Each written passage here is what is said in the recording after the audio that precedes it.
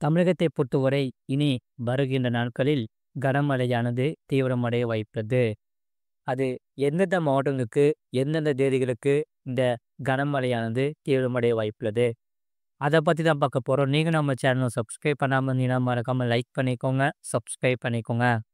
தென்மேற்கு பருவமழை வட தமிழக கடலோர மாவட்டங்களில் தீவிரமாகி இருக்கிறது. வட தமிழக கடலோர மாவட்டங்களில் அநேக இடங்களிலும், வட தமிழக உள் மாவட்டங்களில் ஒரு சில இடங்களிலும், தென் தமிழகத்தில் ஓரிரு இடங்களிலும், புதுவையிலும் மழை பெய்துள்ளது. காரைக்கால் பகுதிகளில் மிக லேசான மழை பதிவாகியுள்ளது. அடுத்த 7 தினங்களுக்கான வானிலை முன்னறிவிப்பு மற்றும் எச்சரிக்கை.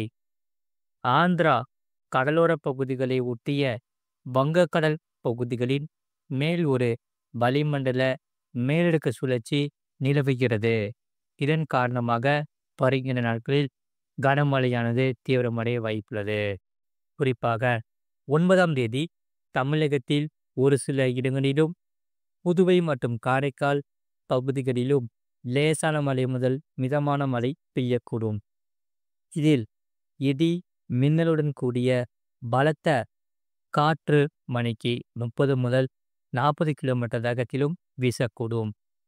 கனமழை பெய்யக்கூடிய மாவட்டங்கள்: கோயம்புத்தூர் மாவட்டத்தின் மலைப்பகுதிகள், நீலகிரி, தேனி, திண்டுக்கல், மதுரை, சிவகங்கை, கள்ளக்குறிச்சி, விழுப்புரம், திருவண்ணாமலை, செங்கல்பட்டு மற்றும் காஞ்சிபுரம் மாவட்டங்களில் ஓரிரு இடங்களில் இந்த கனமழை பெய்ய வாய்ப்புள்ளது. 10ஆம் தேதி தமிழகத்தில் அநேக இடங்களிலும், புதுவை மற்றும் காரைக்கால் பகுதிகளிலும் லேசான மழை முதல் மிதமான மழை பெய்யக்கூடும். இதில் இடி மின்னலுடன் கூடிய பலத்த காற்றுடன் மணிக்கு 30 முதல் 40 கிலோமீட்டர் வேகத்திலும் வீசக்கூடும். கனமழை பெய்யக்கூடிய மாவட்டங்கள்: வேலூர், ராணிப்பேட்டை, செங்கல்பட்டு, காஞ்சிபுரம், திருவண்ணாமலை, விழுப்புரம், கள்ளக்குறிச்சி, கடலூர், அரியலூர், மயிலாடுதுறை, நாகப்பட்டினம், தஞ்சாவூர், திருவாரூர், புதுக்கோட்டை, சிவகங்கை, மதுரை, திண்டுக்கல், தேனி மாவட்டங்களில் ஓரிரு இடங்களிலும், புதுவை மற்றும் காரைக்கால் பகுதிகளிலும் இந்த கனமழையானது பதிவாக வாய்ப்புள்ளது. 11ஆம் தேதி முதல் 14ஆம் தேதி வரை தமிழகத்தில் ஓரிரு இடங்களிலும், புதுவை மற்றும் காரைக்கால் பகுதிகளிலும் லேசான மழை முதல் மிதமான மழை பெய்யக்கூடும். இதில் சென்னை மற்றும் புறநகர் பகுதிக்கான வானிலை முன்னறிவிப்பு. சென்னையை பொறுத்தவரை வானம் ஓரளவு மேகமூட்டத்துடன் காணப்படும். நகரின் ஒரு சில பகுதிகளில் இடி மின்னலுடன் கூடிய லேசான மழை முதல் மிதமான மழை பெய்யக்கூடும்.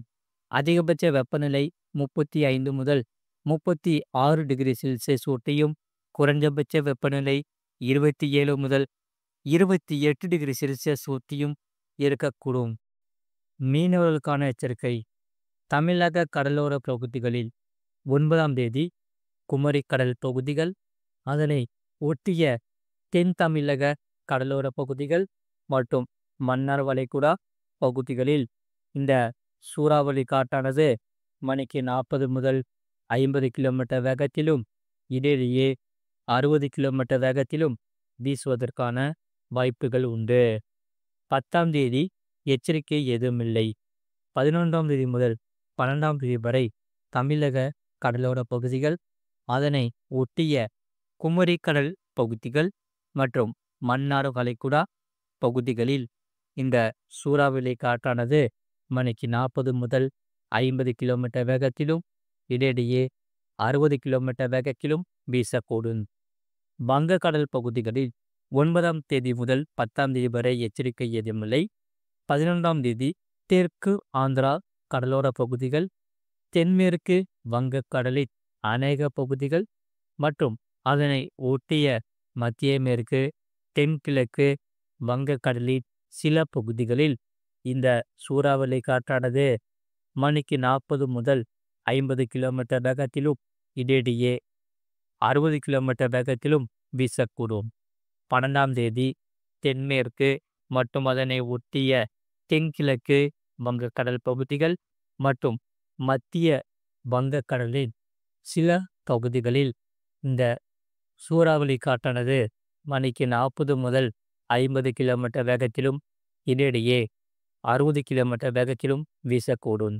அரபிக்கடல் பகுதிகளில் 9ஆம் தேதி மத்திய மேற்கு தென்மேற்கு அரபிக்கடல் பகுதிகளில் இந்த சூறாவளி காற்றானது மணிக்கு 45 முதல் 55 கிலோமீட்டர் வேகத்திலும் இடையிடையே 65 கிலோமீட்டர் வேகத்திலும் வீசக்கூடும்.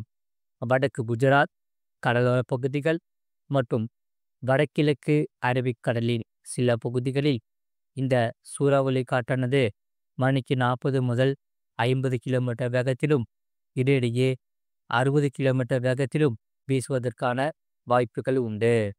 10ஆம் தேதி மத்திய மேற்கு மற்றும் தென்மேற்கு அரபிக்கடல் பகுதிகளில் இந்த சூறாவளி காற்றானது மணிக்கு 45 முதல் 55 கிலோமீட்டர் வேகத்திலும் இடையிடையே 65 கிலோமீட்டர் வேகத்திலும் வீசக்கூடும்.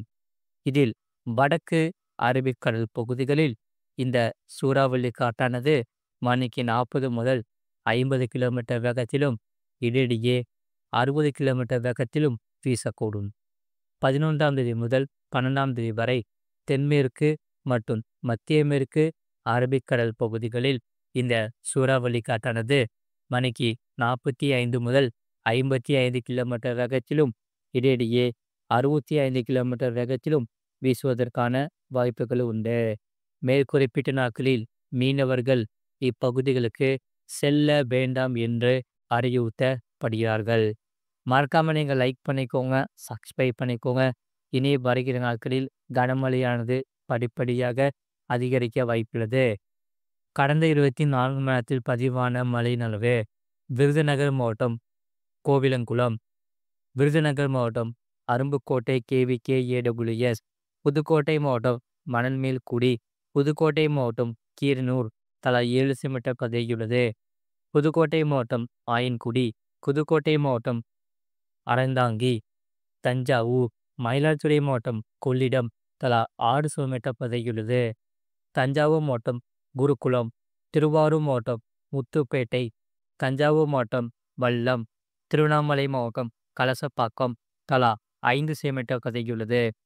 விழுப்புரம் மாவட்டம் செஞ்சி, விழுப்புரம் மாவட்டம் மணப்பூண்டி, தஞ்சாவூர் மாவட்டம் ஐயராம்பட்டினம், புதுச்சேரி மாவட்டம் புதுச்சேரி AWS தலா 4 சென்டிமீட்டர் பதிவாகியுள்ளது. தஞ்சாவூர் மாவட்டம் நெய்வாசல் தென்பாதி, விழுப்புரம் மாவட்டம் வல்லம், கடலூர் மாவட்டம் புவனகிரி, புதுச்சேரி மாவட்டம் புதுச்சேரி டவுன், புதுக்கோட்டை தலா 3 சென்டிமீட்டர் பதிவாகியுள்ளது. விழுப்புரம் மாவட்டம் நெமூர், கடலூர் மாவட்டம் சிதம்பரம் AWS, தஞ்சாவூர் மாவட்டம் பட்டுக்கோட்டை, திருவண்ணாமலை மாவட்டம் கீழ்பண்ணாத்தூர், புதுக்கோட்டை மாவட்டம் ஆயன்குடி, விழுப்புரம் மாவட்டம் வளவனூர் தலா 2 சென்டிமீட்டர் பதிவாகியுள்ளது.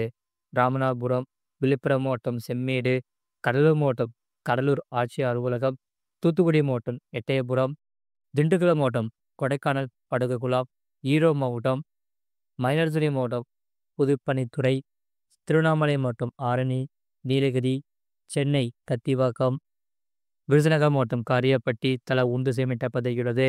இனி வருகிற நாட்களில் இந்த கனமழையானது படிப்படியாக அதிகரிக்க வாய்ப்புள்ளது.